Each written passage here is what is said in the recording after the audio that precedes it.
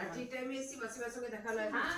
কতদিন মাসিমার সঙ্গে এই তো তোমার জাস্ট ও যখন ফোন করলো তার আগে ছোট দাদা ফোন করলো। আমি প্রথমে ভাবলাম যে না ফোন টোন করিস না, তারপরে আমি বললাম যে না ওরা সব পিকনিক করতে এসছে না ঘোড়াটিতে দাদারা, বললো যে আমি সোমবার এখানে জলখাবার খেয়ে তারপরে আমি কলকাতা যাবো। আচ্ছা আর বৌদিরা থাকবে, বৌদিরা মাকে নিয়ে এখান থেকে 3 তারিখে যাবে।